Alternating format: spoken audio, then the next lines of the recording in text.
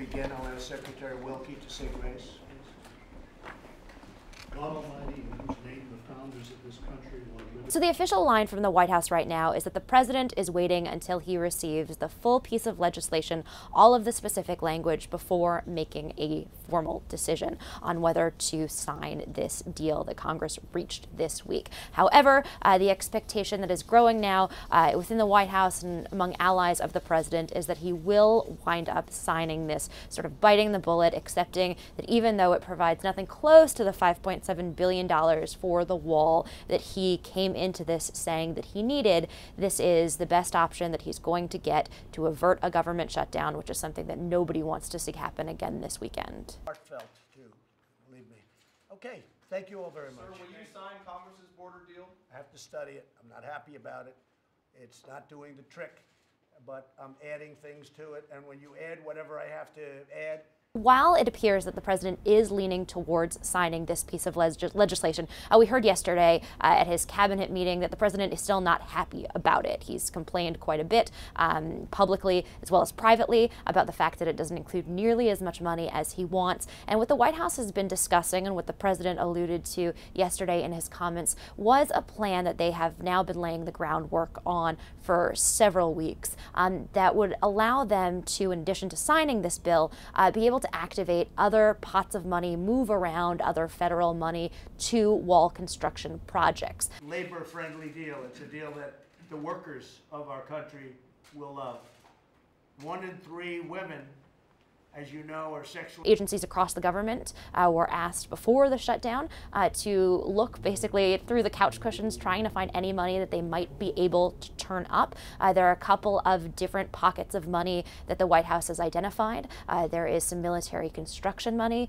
There's some money that's been allocated for disaster relief. There's some money that is supposed to be used on anti-drug efforts. And those are pots of money that the president could access using various types of executive power.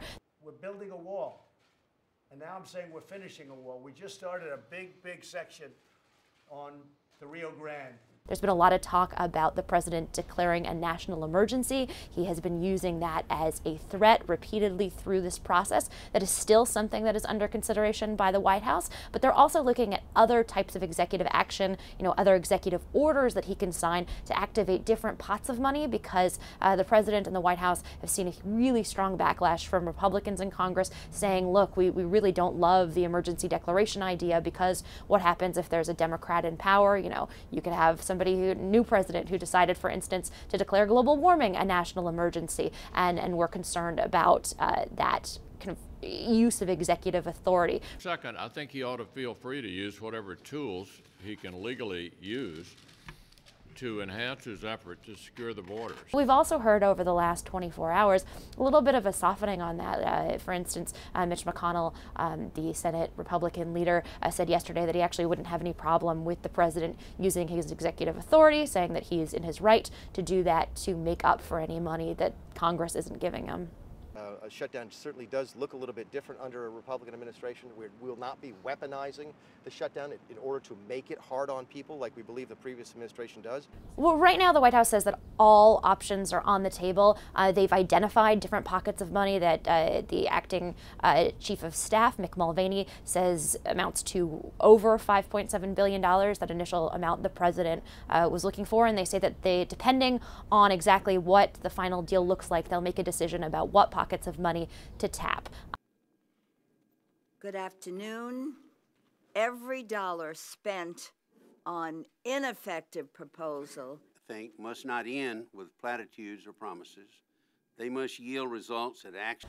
There's also, on the Hill side of this, some last-minute negotiation that has added a little bit of new uncertainty to this process. Negotiators announced this deal on Monday night, this bipartisan committee that had been working together, and they agreed on the broad framework of a deal, and then they've spent the hours since they announced that agreement working on the fine-tuning, that process of actually turning that agreement into legislative language. And there have been some new hiccups that have emerged between the two sides as they're actually trying to formulate this legislation.